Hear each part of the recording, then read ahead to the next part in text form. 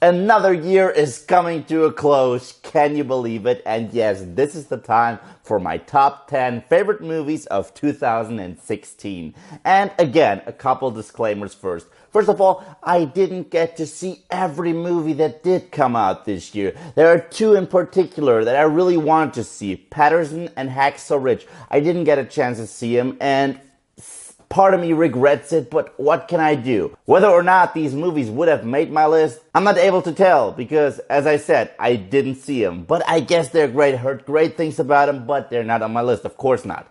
Also, these are not reviews. You will see movies that I have given a silver medal above films that I have given a gold medal. Simply because this is my subjective list. This is all about personal taste. This is just my list, okay? And last but not least, if you do not agree with my list, that is absolutely okay. Just let me know about your list. With that all being said, let's do this. Number 10. Coming in at number 10 is a film where I thought to myself, if I really can't help it, this will be on my top 10 list. The Conjuring 2. I love me some good horror flicks, but horror sequels tend to suck. The Conjuring 2 blew me away. In my opinion, it's the superior movie. It was better than the first one, and I liked the first one. The acting was solid. There were some genuine creepy elements to this film, without cheap jump scares, and this movie had heart. This movie had actual characters, great acting, great editing, great sound editing, and a great creepy atmosphere. And in my opinion, it was the best horror movie of the entire year. Number 9. Number 9 brought me back to the times when I was a little child and I was like, oh my god, Disney, they still got it. Zootopia. What's not to love about this movie? You have two very likable main characters. You have a plot that's actually surprisingly deeper than you may think because it touches on misogyny, racism. But first and foremost, it was a funny movie. It was an adorable movie, and it was a movie where I would really love to see a sequel because I'm just in love with these characters. Number 8. Coming in at number 8, The Jungle Book. Holy shit, another Disney movie that made my list. I'm a fan of the Disney original classics, and when I heard that they were attempting to give us a live-action version of The Jungle Book, I was one of the most skeptical people out there. Turns out this movie is badass. This movie is the best interpretation of The Jungle Book yet, in my humble opinion. The CGI was so spectacular that I still can't believe that they didn't shoot that thing in a jungle. The characters were very well realized. I loved the banter between Bagheera and Baloo, scariest Shere Khan ever, and King Louie. Oh my god, Christopher Walken, that alone was worth the entire film. Number 7. Coming in at number 7 is a film that no one really talked about this year. Highrise. What a dark and twisted insight into the savage nature of humanity. Honest to God, it was not an easy watch, but it was very well acted. The cinematography was mesmerizing. I love the fact that this movie does not point the finger at one specific group. Everyone's an animal, and it really reminded me of what the Joker said in The Dark Knight. Once the chips are down, these civilized people, they eat each other. And that's exactly what this movie showcased. Tom Hiddleston proved that he is so much more than just Loki. And we got a movie on our hands that I believe will be a cult classic. People just have to give it a little bit more time because I do believe that this movie is way ahead of its time. Number 6. Coming in at number 6 is the biggest apology I've ever seen on the big screen. And the greatest Valentine's movie of all time. Deadpool. That's right. Probably the most authentic screen adaptation of a comic book I've ever seen. I love the fact that it was a hard R-rated film. The humor was on point, it was nasty, it was bizarre at the same time, a lot of meta humor. Ryan Reynolds was born to play this character, and it took a shit on the shitty version of Deadpool that we got with X-Men Origins Wolverine.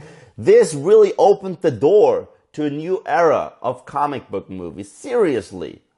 Because now we can have R-rated films and they make money. This movie made a lot of money. It felt like a more independent approach, to be quite honest, because the budget wasn't quite there, but it worked as an advantage. It didn't feel overly convoluted. It was a very focused story about one dude and one very specific, very amazing character that I'd love to see in a sequel. Number 5. And yes, speaking of Marvel, you know that I'm a hardcore Marvel comic book fan and a fan of the Marvel Cinematic Universe. This year, I saw what in my opinion was the crown achievement of the Marvel Cinematic Universe, Captain America: Civil War. Holy shit, this film blew me away. It was so much better than I expected. I liked it even more than the source material. The new Spider-Man, Tom Holland, is the greatest Spider-Man I've ever seen. Black Panther worked perfectly. The conflict between Tony Stark and Steve Rogers was so well realized. I choked up a little bit. I was like, this is great. This is character development. We've seen their struggle and their animosities towards one another built throughout the last couple years, because the Marvel Cinematic Universe has been going on ever since 2008, and these two guys met the very first time in 2012 with the first Avengers, and it worked. It, in my opinion, stepped it up. It moved the Marvel Cinematic Universe to a dark place. And we got the greatest superhero battle royale of all time with that airport scene. Holy shit. Number 4. Coming in at number 4 is a movie that no one had heard about. It was a mystery. And when the first trailer dropped, we were all like, holy shit, is this really happening? 10 Cloverfield Lane.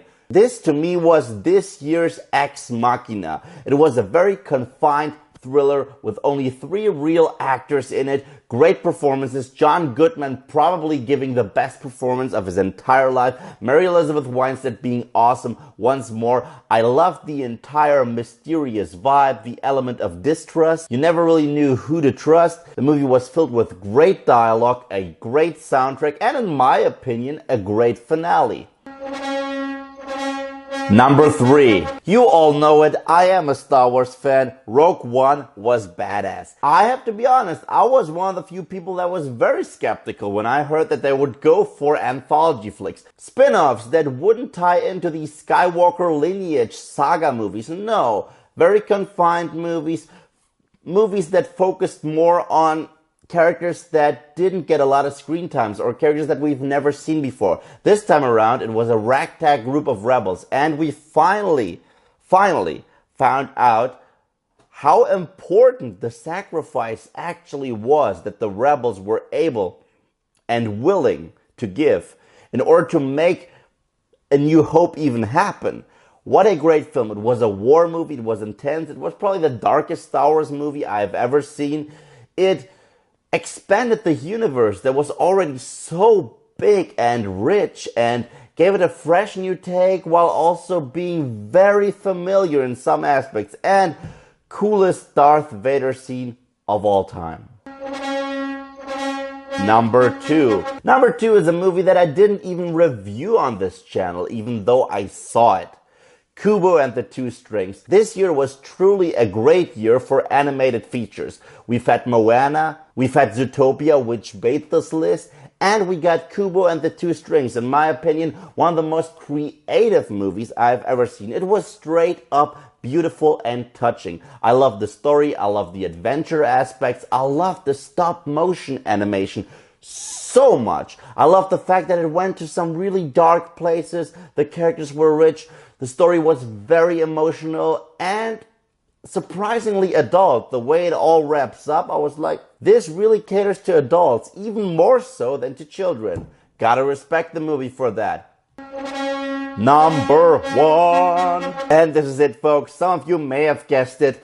Arrival. No other movie this year hit me where I live the way Arrival did. It was a groundbreaking achievement when it came to science fiction filmmaking. The idea was brilliant. It was a story about communication, about what that actually means and how important it is for us as a civilization, using the backdrop of an alien movie to establish that. while at the same time it was a very emotional movie about one woman. The ending, just thinking about it, still makes me choke up a little bit. I cried, I was in awe, I was amazed by the brilliant cinematography and the terrific acting. This was hands down my favorite movie of the entire year. And that wraps up my top 10 list of 2016. So again, before you hate me because I didn't put your movies on my list, just let me know about yours. What does your top 10 list of 2016 look like? Let me know in the comment section below. And thank you guys, as always, for watching. And if you like what you see here and you want to see more, then just subscribe.